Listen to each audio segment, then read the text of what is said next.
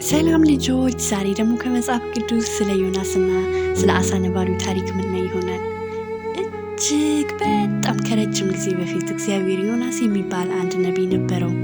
እግዚአብሔርም ዮናስን ወደ ነነዌ ከተማ ሄዶ ለሰዎች ስለ ኃጢአታቸው እንዲናገር፣ እንዲናዘዙ እንዲያደርግ ነገረው። ነገር ግን ዮናስ ወደ ነነዌ መሄድ አልፈለገም ነበረ። ስለዚህ ዮናስ ሸሽቶ ወደ ተርሴስ የሚሄድ መርከብ ውስጥ ገባ። እግዚአብሔርም በጣም ትልቅ ማዕበል ላከ እና መርከቧን መስጠም ጀመረች። መርከበኞቹም በጣም ፈሩ። መርከበኞቹ ማን ጥፋተኛ እንደሆነ ለማወቅ ዕጣ ተጣጣሉ። ዕጣው በዮናስ ላይ ወጣ። ዮናስ ለመርከበኞቹ ወደ ባህር እንዲጥሉት ነገራቸው እና ማዕበሉ ጸጥ አለ። መርከበኞቹም ዮናስን ወደ ባህር ጣሉት። ወዲያው ማዕበሉ ጸጥ አለ።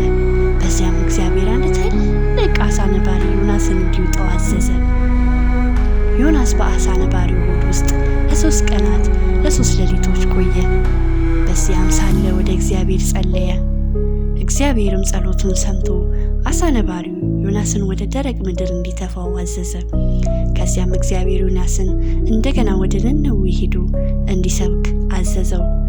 በዚያ ጊዜ ዮናስ ታዘዘ። ወደ ነነዌ ሄዶ ለሰዎች ነገራቸው። የነነዌ ሰዎችም ንስሐ ገቡ እና እግዚአብሔርም አልተቆጣቸውም። ዮናስም በደስታ ተሞላ። ልጆች፣ የዛሬው ታሪክ ይሄን ይመስላል። ቀጣዩ ታሪክ እንዲደርሳችሁ ሰብስክራይብ፣ ላይክ አድርጉ። ደህና ሁኑ። ወዳችኋለሁ።